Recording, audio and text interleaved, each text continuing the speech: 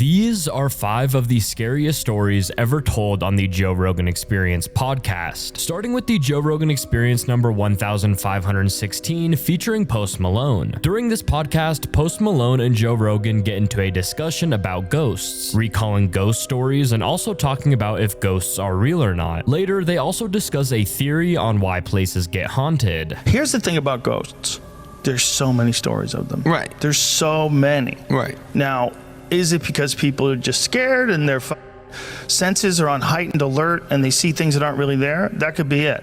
Because when it's dark out and you're tired and you're moving through the hallway, first of all, you might be half asleep anyway, but you hear things, you get scared, your senses get really heightened, and maybe you might see something that's not even really there. What Joe Rogan is describing here is a phenomenon called peduncular hallucinosis. It's a rare neurological phenomenon that causes vivid visual hallucinations that typically occur in dark environments and last for several minutes. There's also something called complex nocturnal visual hallucinations, which is something similar, but this is used to describe the phenomenon of vivid, dramatic, detailed, and often intricate visual hallucinations occurring during sleep onset or awakenings at night. These generally last for a few minutes at most and disappear with increased levels of light. So Joe isn't trying to argue that ghosts aren't real. He's just explaining that a lot of ghost stories occur when it's dark. So these two phenomena could explain why a lot of supernatural things are seen when it's dark, meaning that some people who have claimed to see ghosts have actually just been hallucinating. It's just your own brain and your paranoia with you, because it's always happening at night under low light conditions. It's always weird things that are fleeting and then they're gone. But it's not always in the night. Yourself. It's not always in the night. It's always in the dark though, right? No. You're never like at the beach. Is there ghosts at the beach? There might be ghosts at the beach. That's It why I depends think on they're what bullshit. beach you're at. There's no ghosts at the beach. Now, Joe Rogan is actually wrong here. There are a few beaches around the world that are deemed haunted. One, for instance, the Dumas Beach in India, is very well known for its black sand and its reputation for being haunted. Local folklore claims that the beach is possessed by spirits of people cremated there in the past. It apparently was once a Hindu burial ground. Many visitors have heard disembodied whispers, sudden chills, and inexplicable sand movements. But again, most of these stories say that it's only haunted during the night. So is it really haunted, or is it just people who have been hallucinating? Here's an argument for something being haunted. The comedy store in Hollywood, because it used to be Ciro's nightclub. It used to be owned by Bugsy Siegel. And apparently the word is they killed a bunch of people there. Right. And almost everyone that I know that works there, everyone who's managed that works there a long time, they have some weird shit happen to them. Weird shit. Like they see someone in the kitchen and they go to say something to them, they turn around and then they turn back again, the person's gone. Right. Like weird shit. Right. Like old friends you haven't seen in forever wandering through the hallway and they go up the stairs and then you can't find them. There's like a bunch of stories like that. Now, granted, there's a lot of people who've done a lot of drugs at the Comedy Store. Right. That has to be factored in. Right. Joe Rogan is referring to the Comedy Store in West Hollywood. The Comedy Store is a famous comedy club that opened in the 1970s, but the building was built in the 1930s. It was originally a nightclub, and it's said that the mafia used to be involved with the business. Now, there's an author who used to be a waitress at the Comedy Store who claims that the Comedy Store is haunted from basement to the rafters. The author has previously told stories about her paranormal encounters. She claims that each night before they opened, all of the waitresses would set up the tables. You know, they would put on tablecloths, ashtrays, glasses, etc. And she said that there were many times where a waitress would set the table, would leave for a little bit, they would come back to the table, and the tablecloth would be taken off the table and sitting there folded. Not to mention, most comedians who have performed at the Comedy Store all have their own paranormal encounters. There's so many stories worldwide of ghosts. I don't think it's impossible I think it's possible that things leave a memory, right? Like maybe if you hate someone so much, you leave a memory on the space. Like that's a stone tape theory. Yeah. The what? Stone tape? Yeah. Stone tape? Yeah. What is that? That the energy of a life is like left on material shit.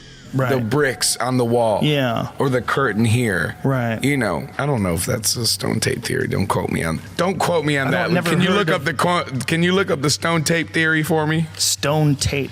Post Malone refers to the stone tape theory to try and explain why people say that places have memories. It's a common phrase that paranormal investigators use. For example, for a haunted house, they could say that the house holds memories, or the walls hold memories. Now, the stone tape theory is a pseudo-scientific idea that ghosts and hauntings occur when historical information is released from objects such as rocks. It suggests that certain materials like limestone, quartz, and other stones can store information about historical events. When the information is released, it can cause a residual haunting, which is when the past event is quote-unquote replayed in the present. The theory also suggests that building materials can absorb energy and then replay it at a later time. So for example, if someone was murdered in a house, the building materials absorbed that energy, and then at some point that energy was replayed from the building materials, deeming the house haunted. I'm friends with Zach Bagans from Ghost Adventures, right? Oh. And it's like, Did he ever take you to a haunted house?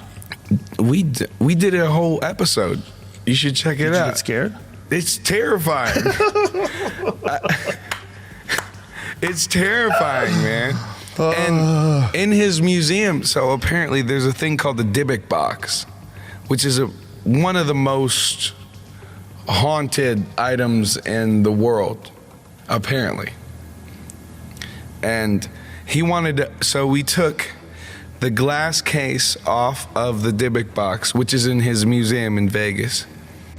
And he thought it was a sick ass idea to put the ashes of a lady who died while she was possessed on top. Whoa. And then my plane almost crashed. I was in a car accident. My house got robbed, and I had bite marks on my arm. The Dybbuk box is an antique wine cabinet that is claimed to be haunted by a Dybbuk, or an evil spirit. The story goes that a man named Kevin Mannis purchased an old wine cabinet from the granddaughter of a recently deceased Holocaust survivor named Havela, who escaped Nazi-occupied Poland. Havela's parents, brothers, sister, husband, 2 sons, and daughter were all killed. She, with other survivors, fled to Spain and lived there until the end of the war. When Havela, who lived to 103, immigrated to the United States, the wine cabinet was only one of 3 items that she brought with her. As Mannis paid for the cabinet, Havela's granddaughter said, "I see you bought the Dybbuk box." Mannis wasn't familiar with the term. The granddaughter told him her grandmother always kept it shut and out of reach because there was a Dybbuk, which in Jewish folklore is an evil, restless spirit that possesses the living. The seller purportedly told Mannis it to never be opened, and if it was, bad things would happen. Now, Mannis bought this box and gave it to his mother, Ida. Ida described feeling a cold breeze from the box as she opened its doors, then experiencing pure evil coming out when she opened it. She says she immediately then had a stroke. He hit the wall like I've never seen someone in fear so hard as whenever he touched it. And it's I don't know if it's someone who's dead or if it's a demon or if it's something dimensional, but it's something there that goes bump in the night, I suppose. On the Joe Rogan Experience number 2020 featuring Python Cowboy, Python Cowboy tells Joe Rogan how he found a satanic ritual site. Now, Python Cowboy is known for removing invasive species like pythons and iguanas from the Florida Everglades. He also documents his work on his YouTube channel. Now, Joe and Python Cowboy first get into a discussion about the Florida Everglades, where Joe says that it would be a really good place to hide stuff. Now, Python Cowboy tells Joe about some things that he has found in the Florida Everglades. I've found vehicles that were used in crimes dumped out there. I've found dogs from dog fights that were dumped out there.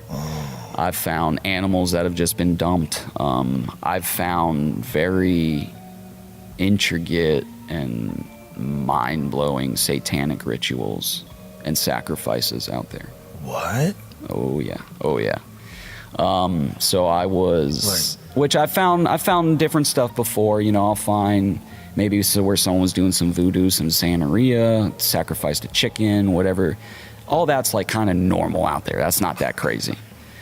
But what I found this night was very crazy. Yeah, the police came and investigated it. It made the news. On this specific night, Python Cowboy was python hunting at an abandoned Aerojet facility. Now at this facility, Aerojet developed rockets during the Cold War, then the facility got abandoned. Now Python Cowboy says that you needed permission to be on the premises, but many teenagers and other people would sneak in and do things like spray paint the facility. Python Cowboy also claims that there have been murders and gang initiations at the abandoned facility. Yeah, it's a whole thing. So we go out there. The first thing I came across was a big rock pile with a upside down wooden cross on top and a bunch of red spray painted upside down crosses all over. And you could tell the cross, I think, was burnt a little bit. And it wasn't, crazy, super crazy. It was like, oh, this is new. This wasn't out here a few days ago. And then I found this little doll. And as I kind of investigated that doll more, a little red scarlet snake actually came up and wrapped around her neck. And I picked up this, there it is. I picked up the scarlet snake, and which, it was kind of weird that there's a live snake, a red snake on this doll. And I've caught a lot of snakes in my life. And that is the only one that was bleeding out of its anus. There was blood coming out of its beehole. Now, after doing some research, a red scarlet snake bleeding from its anus is a serious sign that likely indicates a significant health issue. So this snake that Python Cowboy found could have just had a serious health issue, or as you will hear from Python Cowboy, could be something more demonic. When Python Cowboy arrived at the facility, there were these words spray painted in red in the gravel. It was a Latin saying. It translated to "turn around, run, hide, he is watching you." Go further into the complex and there's these big abandoned buildings. I go into the building, still just python hunting. Who knows what these kids are doing out here. I thought it was strange, the Latin, your average kid just messing around, don't know Latin sayings like that. And then I come to this big room where there's the big pentagram. In the middle of the pentagram, there is a three-legged plastic chair with a blood stain in the bottom of it where you could tell something was killed, sacrificed, whatever. On each wall, there's 3 walls. On each wall, there's upside-down crosses, Latin sayings, and all kinds of stuff. As I'm kind of walking into the room, which, I don't want to sound like a psycho or anything, but that doll from earlier grabbed my leg. I don't know if I kicked it, I didn't see it, or what, but that doll from the rock pile somewhere else, I don't know if it was another doll or what, I never seen that other doll. I kick it, it seemed like it grabbed me. It's that same doll from earlier. Same thing with the cross on its forehead, the one eye cocked over, the other eye messed up. So Python Cowboy was in a large room with a pentagram on the floor and a chair in the middle that has a blood stain. Not to mention the doll in there that apparently grabbed his leg. Now, probably the scariest part from this story is the writing that was next to the pentagram. Saying on the ground that says, "The omen will follow."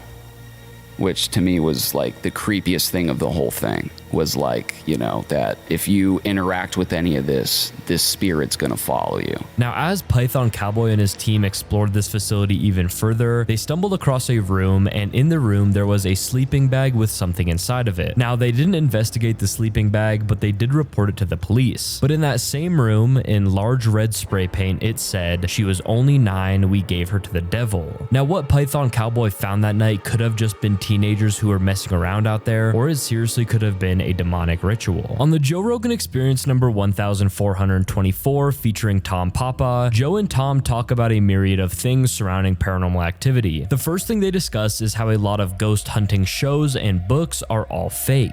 Here's the problem with ghosts. Those ghost shows. Well, yes. Those ghost shows are bullshit. 100%. One of those guys got in trouble recently because he made a ghost book and he plagiarized a bunch of shit.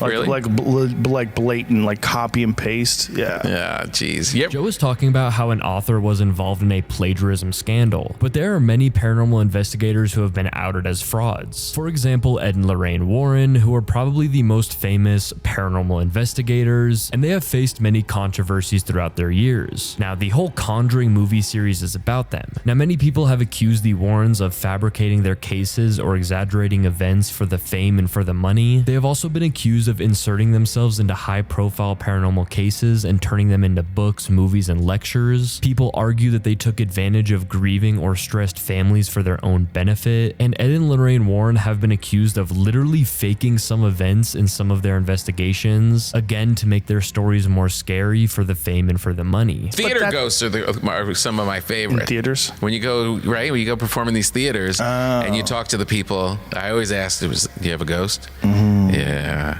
There was a little boy, I was in, where was I? Oshkosh.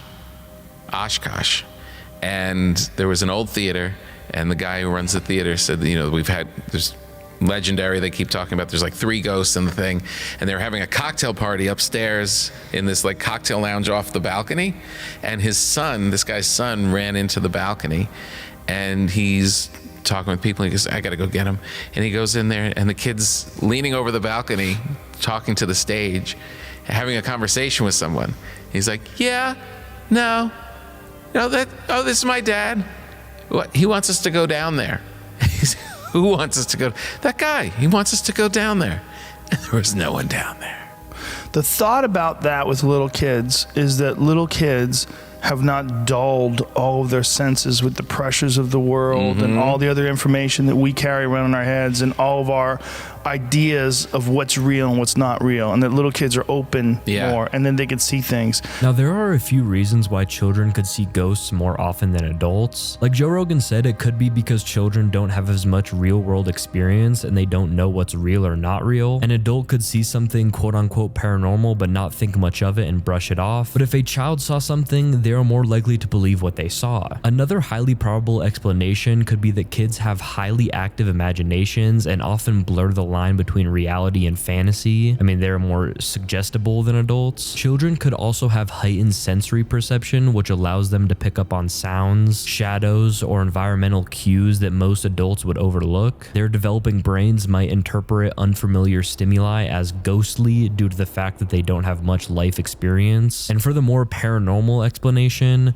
some paranormal believers think that children are more open to the spirit world because they haven't been conditioned to ignore or dismiss supernatural occurrences. Young children could be more in tune with unseen energies or spirits because their consciousness is still developing. On the Joe Rogan Experience number 1957 featuring Shane Gillis, Joe Rogan tells 2 stories of how he almost was abducted as a child. Now, his first story happened when he was about 7 or 8 years old. That was the scary, well, they were both pretty scary, but that was the scarier one because I was at the library and I was by myself. I was a latchkey kid. My parents just let me out of the house, which, at the time was kind of normal.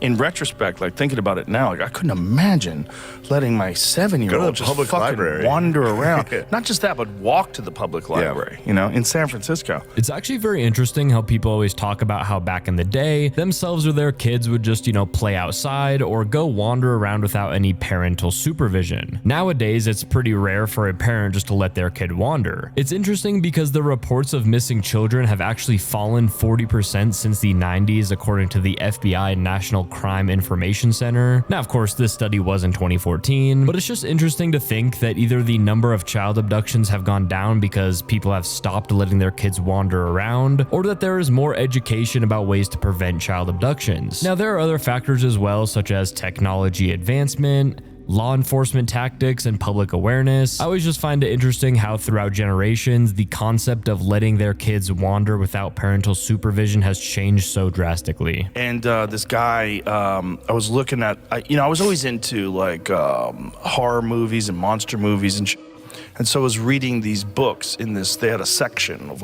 monster books. Yeah. And this guy came up to me and he goes, do you like monster books? I go, yeah. And he goes, oh, I have some monster books in my car. You want to see them? I'm no. Like, okay. Like, I didn't know any better. I was 8 years old or whatever it was. And as I'm leaving with this guy, the librarian starts screaming, "Joseph, you get away from that man."